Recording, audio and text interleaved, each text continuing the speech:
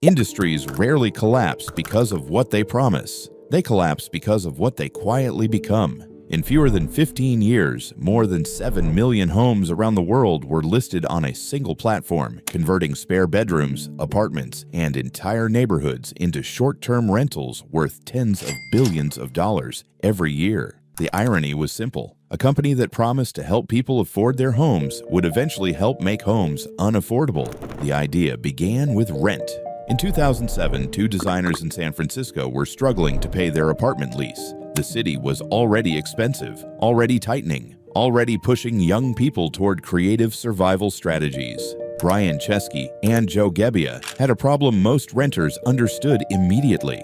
The rent was due. The money was not. They bought 3 air mattresses, placed them on their living room floor, and offered travelers a place to sleep during a crowded design conference. $80 a night. Breakfast included. 3 guests arrived. The rent was paid. It looked small. It looked clever. And small ideas are often where the most powerful systems begin. Soon they built a website. Soon a third co-founder arrived. Soon venture capital noticed that spare rooms were not the real opportunity. The real opportunity was unused housing. The pitch sounded harmless. People had extra space. Travelers needed affordable stays. Technology could connect the two, quietly replacing hotels with something more human. And for a while, it worked. Hosts earned money. Guests paid less. Cities saw tourism spread beyond traditional districts. Investors saw something even more powerful. A platform that owned no property, employed relatively few people, and scaled faster than any hotel chain in history. Growth followed quickly. But even in those early days, a different version of the future was already forming. One listing at a time, one apartment at a time. Investors realized something simple. A spare room was not the limit. An entire apartment could be listed. And that was the moment ambition outran caution.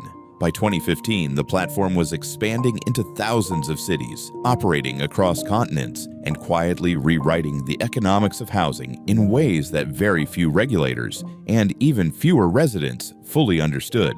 Listings climbed into the millions. Entire apartments replaced spare rooms. Investors noticed first.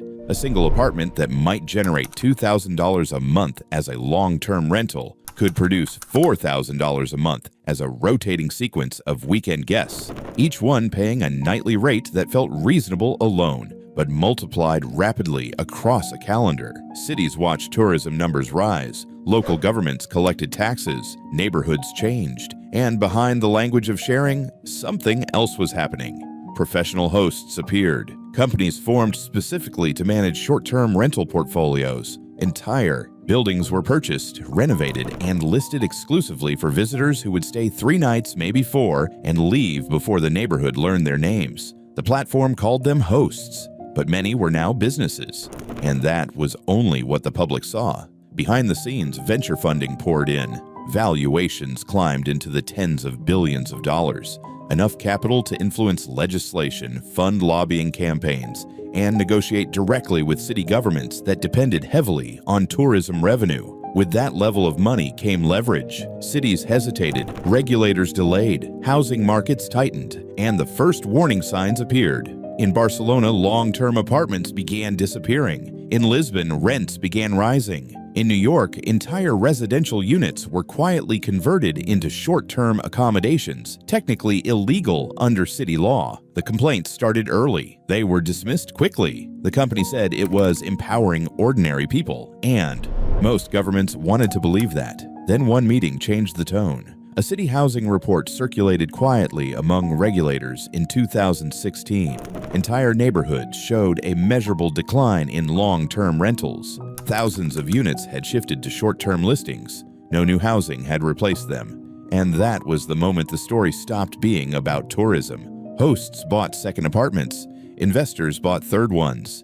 Management companies bought entire buildings. Apartments left the long-term rental market. Listings multiplied. The platform encouraged it. Internal tools helped hosts optimize pricing. Algorithms promoted high occupancy listings. Professional operators learned quickly. One apartment became 5, 5 became 20, 20 became portfolios, and with every conversion, the supply of housing for local residents shrank. The company said the majority of hosts shared their primary homes, but independent research began to show something different. Large numbers of listings were controlled by multi-property operators. Some controlled dozens, some controlled hundreds. Regulators now faced a familiar problem. Tourism was profitable, housing policy was complicated, and the company positioned itself carefully in the space between them, a technology platform rather than a housing provider, allowing it to claim distance from the consequences unfolding in city after city. Cities saw economic growth. Cities saw tax revenue. Cities delayed enforcement.